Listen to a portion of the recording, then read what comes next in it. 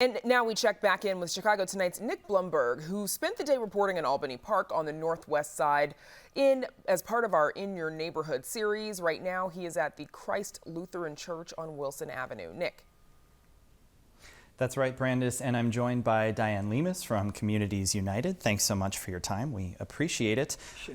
Albany Park has long been home to especially lower and middle income folks who rely on the affordable housing in the area, or affordable home prices and rents. How have you seen that supply of affordable housing kind of dwindle over the years? Yeah, so our organization, Communities United, is a boots on the ground organization. And as we were talking to tenants in our rental housing buildings, we noticed that cash investors were coming in and purchasing our 2 to 4 flat properties and deconverting them into single-family mansion-type multi-million-dollar homes, right? So when our leaders that brought that to CU's attention, we said we need to call an emergency meeting on this.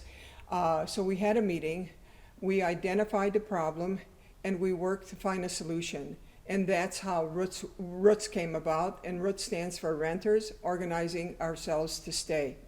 And Roots is an anti-displacement tool and a preservation of affordable housing, specifically in our 2 to 4 flat housing stock all over. We want to use Roots all over Chicago neighborhoods. Yeah, and that's sort of one of the prongs that you're working on, the 2 to 4 flats. There's also a new large-scale affordable housing development going in on Lawrence Avenue. What can you tell us about that? I'll start at the beginning with Roots. We interviewed several mission-minded developers, and we chose Chicago Metropolitan Housing Development Corporation as our first Roots developer. And we partnered with other stakeholders like Enterprise Community Partners. The Cook County Land Bank was involved, and we found out through data that Fannie Mae owned most of the 2 to 4 flat properties in Albany Park. So we worked with Fannie Mae to purchase these properties, our developer did, and we needed help from even our congressional elected officials.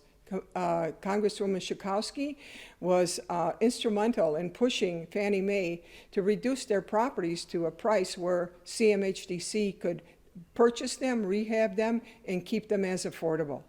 So now we're working with our second Roots developer, Celadon Holdings, and Celadon Holdings, through our Roots initiative in partnership, is bringing back new construction of affordable units into Albany Park. It's going to be a 50-unit development, all affordable. And not only that, on the commercial floor, we will see a daycare learning center, and anyone that lives in the building that utilizes that daycare, they aren't charged anything.